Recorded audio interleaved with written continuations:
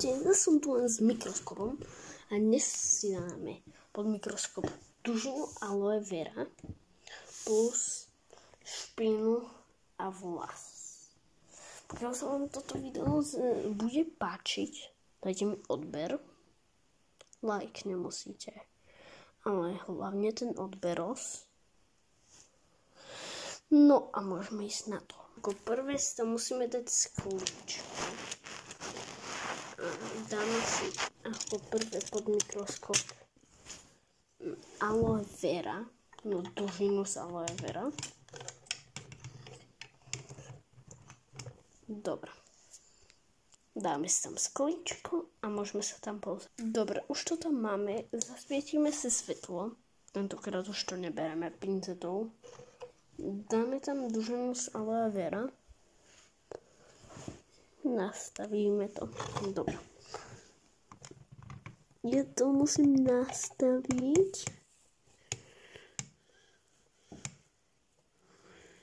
Teraz to ide dobre vidno. No a môžeme sa tam mrknúť.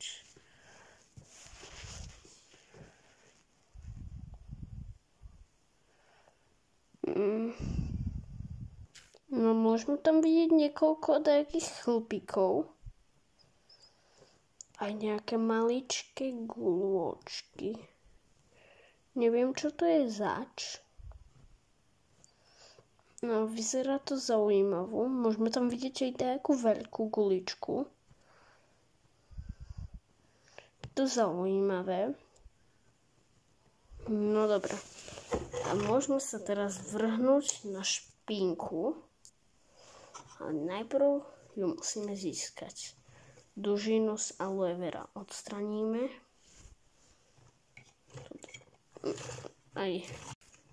Aj sklíčko. Vrátime naspäť.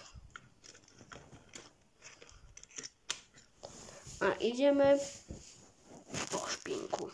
Jednu takúto špinu by som mal. Tak, teraz tam dáme sklíčko. Dobre, ideme to dať. Fuj.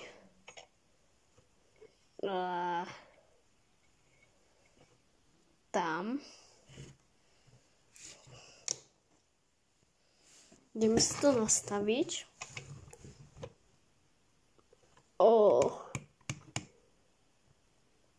Fuj, môžeme tam také.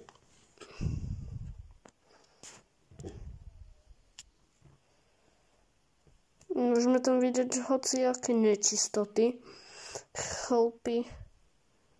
A kto vie, čo je tamto? Asi je to nejaká larva.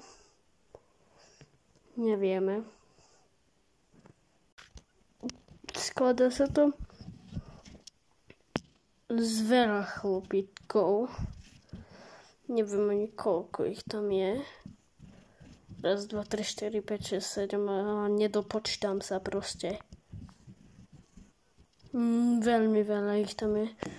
Toto je zatiaľ najzaujímavejšie, čo som kedy videl.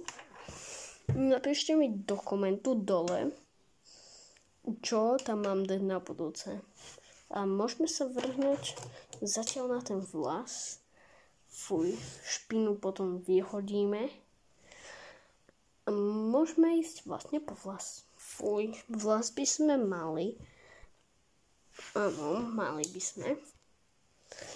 A môžeme sa tam mrknúť, čo tam uvidíme.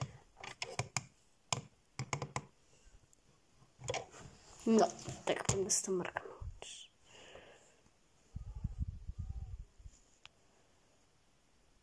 No, môžeme tam vidieť vlastne tie moje vlasy.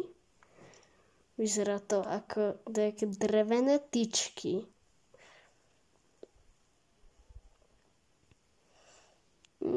Keď sa pozrieme zbližšie na tú štruktúru,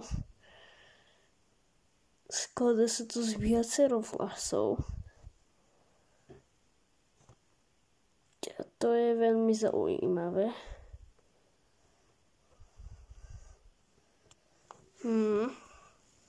No a toto je pre dnešok všetko. Keď sa vám videjko páčilo, dajte odber, možno aj like. A prosím, dajte odber. Čaute.